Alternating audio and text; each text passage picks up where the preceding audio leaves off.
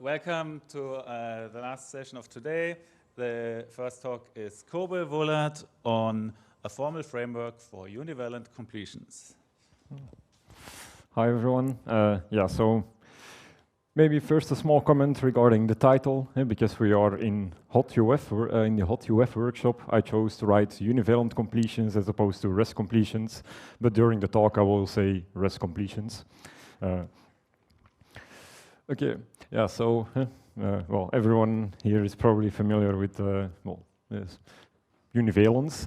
So the univalence principle says that for any kind of mathematical object that you want to study, you have a notion of sameness, and if you want to reason about an object, then it should be invariant under, a same object.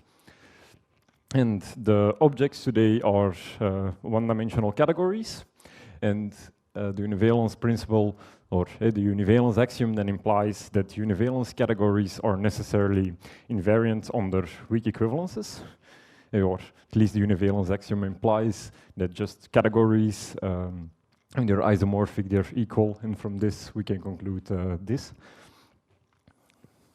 Then there is, I think, the question that I'm most interested in, okay, what happens if we equip our category with some kind of structure? And, this is, let's say, the motivation for what comes next.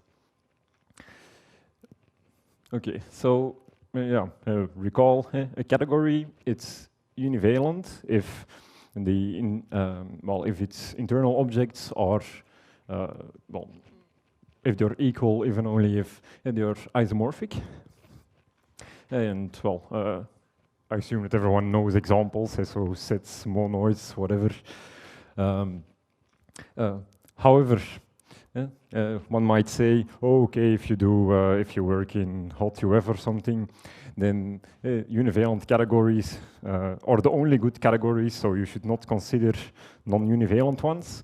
But however, not just if you want to do certain classical constructions or constructions from classical mathematics, like like taking Kleisli categories, and then the naive construction might no longer be univalent. And so we need something to overcome this, and this is the rest completion. And so the rest completion is just the free univalent category. And so more precisely, if you take the embedding of univalent categories into the not necessarily univalent ones, and then you need to have some kind of left adjoint. And so this also determines the universal property of it. And then Arends, Kapelkin, and Schulman have constructed or provided a concrete construction of the rest completion by just by considering the Oneda embedding and factorizing it through its image. So you associate to a category just the subcategory of representable presheaves. In order to conclude this, you need to know a little bit more. But even before that, you might ask yourself, okay, if you have two categories, do they have the same rest completion or not? Those categories which are, these are called weak equivalences. So a weak equivalence is just a functor which is fully faithful and essentially surjective. And then one can show, again by Arends, Kapelkin, and Schulman, that if you have a weak equivalence whose target is univalent, then this map is the rest completion, or satisfies the universal property. And as a consequence, if you have constructed, let's say, for every category its rest completion, and you can conclude that the category is univalent if even only if for any weak equivalence. If you precompose with this morphism, let me use a pointer, then the precomposition functor is an isomorphism of categories, or equivalently an identity of categories by univalence. So as I said in the beginning, there are a lot of things are known for categories, but we want to extend it to other categories. And Niels van der Weijden has done this for enriched categories. And so categories where you no longer have home sets, or, well, you still have, but now you have that every, well, home set is also associated with an home object for a chosen enriched category, for a chosen monoidal one. And, well, an observation that was made, which is probably well known, is that if you have an enriched functor, if you take the underlying functor, then if you require this underlying functor to be a weak equivalence, then it does not necessarily guarantee that for, well, that at the enriched level, you also get a weak equivalence. So this is the primary example, I think, of this talk, or this work in progress. But some of you might know I've also done stuff about monoidal categories, and I also want to point this out right now. And so monoidal categories in this sense are much better behaved than enriched categories, because, well, if you have a monoidal functor, and then this is a weak equivalence, even only if its underlying functor is a weak equivalence. Yeah, and well, but even though there are slight differences, let's say, the construction of the rest completion stays, in a sense, the same, because in all the three cases, so, well, just bare categories, the enriched and the monoidal ones, you can always have, you always have some notion of category of pre-sheaves and the Yoneda embedding. So this is what I'm trying, let's say, to axiomatize. And so I want to find let's call it the unifying theory, which unifies all these examples. And in particular, also, I just like to eliminate and extend the theory of univalent categories. Because there are, I mean, in the literature, I think there are, well, I don't know, let's say certain steps made that do not always make it clear, let's say, from a higher categorical point of view, why this necessarily holds, or how this is interpreted. And so, yeah, and in order to find such a thing, well, what we do is we just apply category theory to itself. And so what we are going to do is we're going to try to interpret these constructions internal to some two category, or as some of you might know, the appropriate notion of two-dimensional category in univalent foundations is a bicategory. So this is, well, so I don't know, I will just interchange two categories and bicategories, but I'll always refer to a bicategory. Yeah, so the framework to do this is, well, motivated by the pre-sheaf construction. So in our bicategory, whose objects we think of as categories, we need some kind of well, pre-sheaf object and some notion of the Yoneda lemma and so on. And this is made formal by Street and Walter by Yoneda structures. And so I will, let's say, well, and I will use this, but we have to translate it in a certain way.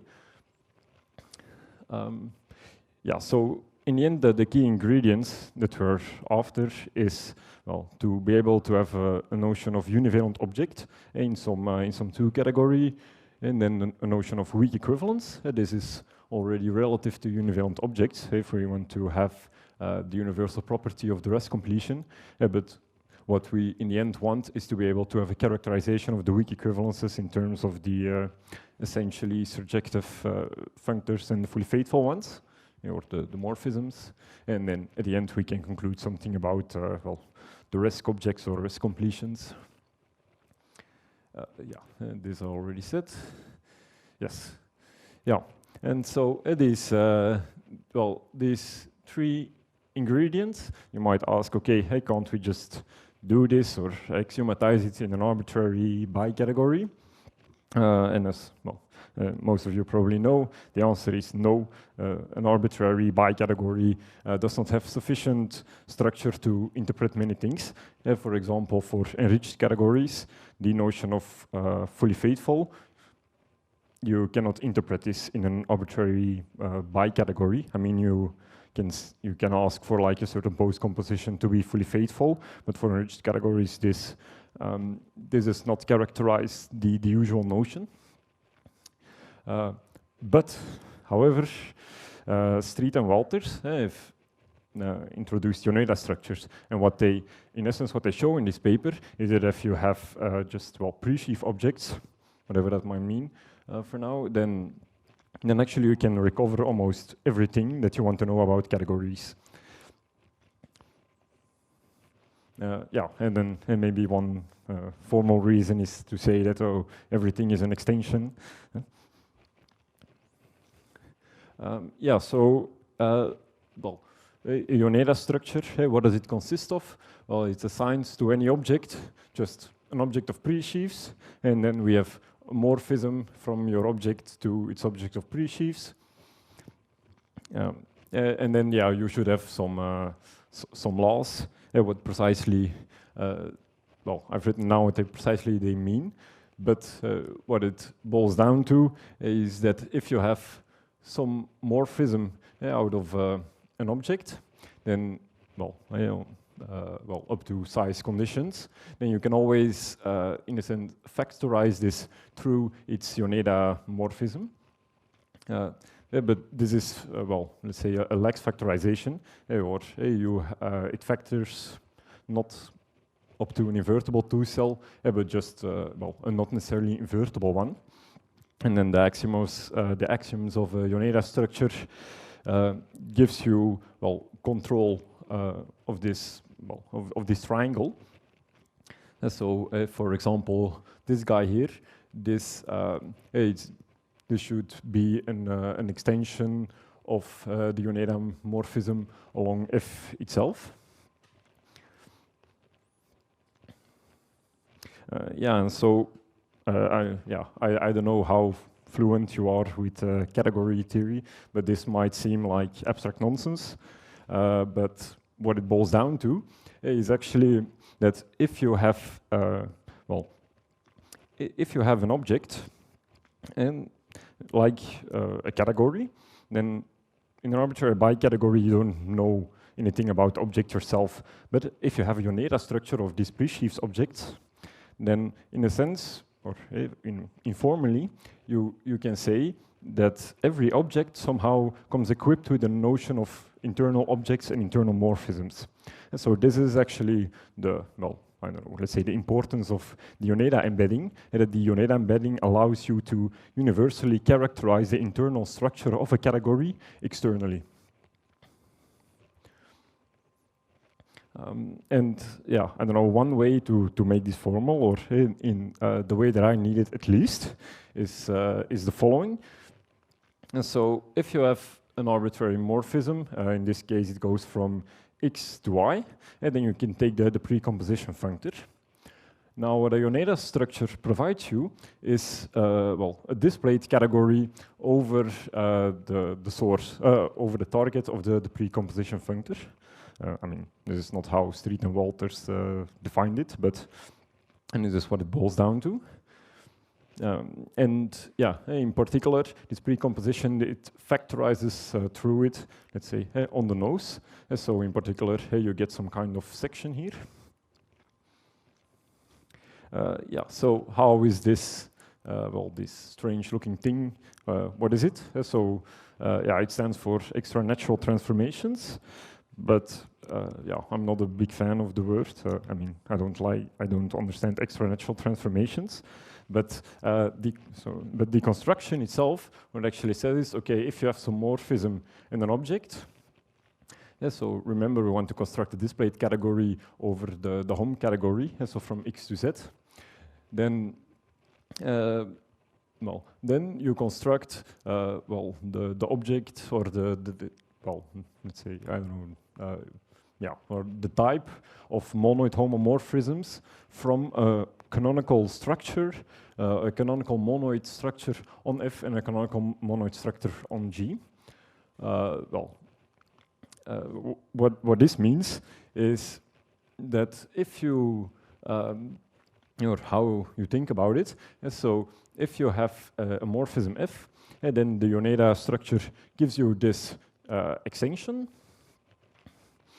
but well, you have this both for F and G, and so then well, you have a monoid homomorphism from F to G, given such well, given such a, I don't know, a 2 cell. Yeah, and well, it boils down to, or the reason that you can say, okay, these are actually monoids is because the Hom category from X to P of X, a Yoneda structure, endows it with a closed category, and then you can take the monoids internal to it, whose unit is just given by the Yoneda morphism. But the construction is not that important for now. But so yeah, this is actually all that we need. So just some abstract nonsense to conclude everything we want. Okay, so the first definition then is well, univalent objects. So when is an object univalent? Well, I define an object to be univalent if for any morphism, and so independent of Z, so well, I hope to refine it, but I'm not there yet. Then you can ask this category of extranatural transformations to be univalent, and yeah, and then some immediate consequences that you have is that, well, if Z is univalent like this, and then also every Hom category over Z is also univalent. Yeah, you can just consider the F to be the identity. So you might ask, okay, hey, is this not sufficient? Doesn't it suffice to just ask for univalence Hom-wise instead of working with this, I don't know, with this weird-looking thing? And the answer is, well, yes, you can. However, you actually need to assume then that your object of pre-sheaves is univalent. This is, of course, not a strange requirement. I think if you look like enriched categories, then you always assume that your base monoidal category is univalent, or I don't know, let's say in applications at least.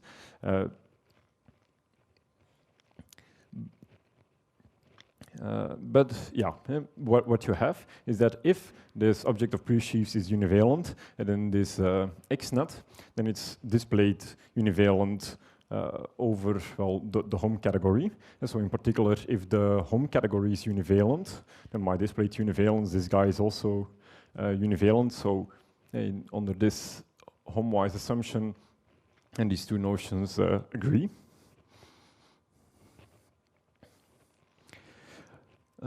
Okay, so that was ingredient number 1. Ingredient number 2, fully faithfulness.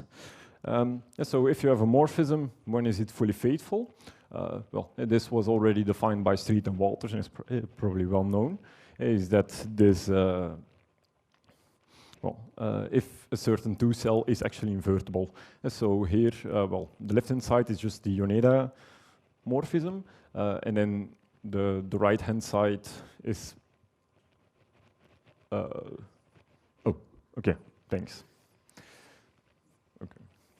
Okay, yeah, so this one is known, yeah, but how does it relate to this XNAT? Well, if this projection is an isomorphism or an equivalence or whatever, and then this is equivalent with fully faithfulness.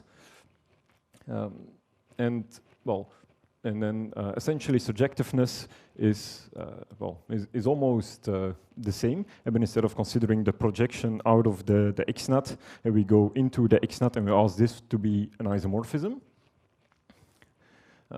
And then you can say, okay, yeah, morphism is a weak equivalence if it's fully faithful and essentially surjective. And I think this is a good definition then, or a suitable characterization, because then you do get the universal property of the rest completion. If you have a weak equivalence, and then for any univalent object, you get that this precomposition is an isomorphism. Consequently, you can consume the universal property of the rest completion, some other stuff. And so then, in a sense, the main construction that you want to have in the end is the following, that if you have a Yoneda morphism and you have a suitable factorization, of an SO and then followed by fully faithfulness, then this guy is the rest completion. Yeah. And so this is I think the main theorem that we want, and then some future work and the conclusion. The Oneida structures almost suffice, so, or a little bit less informal, the pre-sheaves for the win. So see, we can do everything with pre-sheaves, and this is the end. Thank you.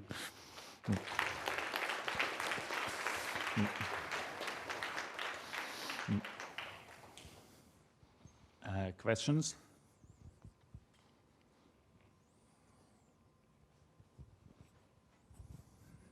Since that was probably the quickest 2 minutes ever, could I invite you to say a little bit about the future work, please? Yes.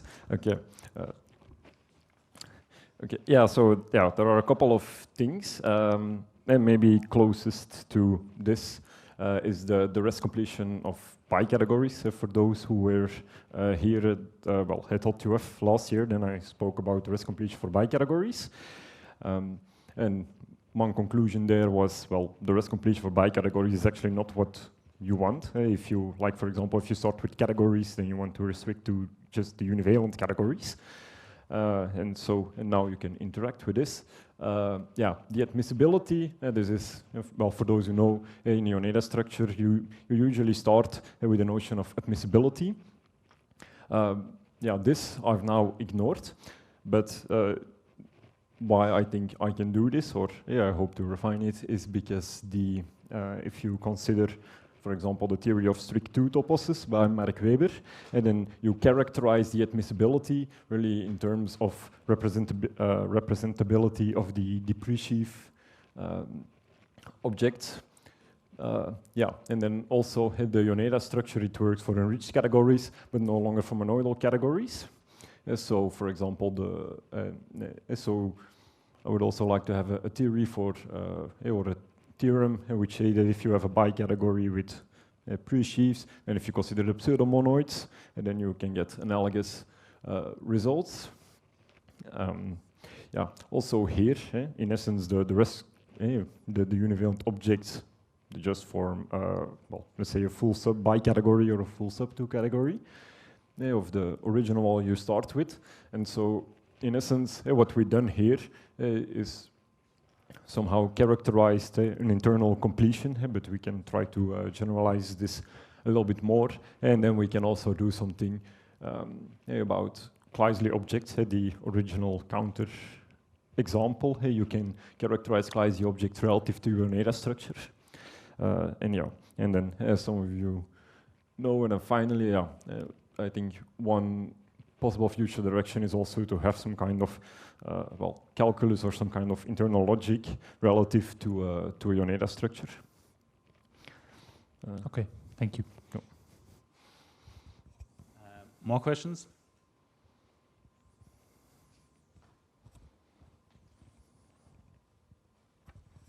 Maybe this is standard, but do you have an explicit example of a monad for which the Kleisli category is not univalent? Well, if you start with a univalent category, yeah. Well, then any non-trivial monad will almost do the trick, because if you have two objects which were originally isomorphic, but then if you take the second category and you apply your monad to it, then you get something which is no longer isomorphic to the original object. Okay, but if you take the Kleisli category as defined in the terms of triples, so the objects stay the same. But for instance, for monoids, an isomorphism between three monoids is the same as a bijection between the underlying objects. Yeah, but if you take the Kleisli construction, then you only change these triples, then you only change the morphism. So the objects stay the same, yeah. But it's now the morphisms, and in particular also the isomorphisms. But the isomorphisms are the same between three monoids. Is the same as the isomorphisms of the alphabet on which you take the monoid. So I don't really know. Maybe we can talk about this after. Yeah, that's good. Okay, one more quick question. I have a quick question. So you talked about univalent categories, axiomatizing them in Yoneda structures, and then you mentioned univalent bicategories. So Yoneda structures live in bicategories. So is it, how are these things related? Do you want your bicategory to be univalent for the internal notion of univalence to be well behaved, or does it make it trivial? Yeah, that makes it trivial. So, I mean, a priori, I do start with a non-univalent bicategory, like just the not necessarily univalent categories. Okay. Okay, thanks. Let's thank Kobe again.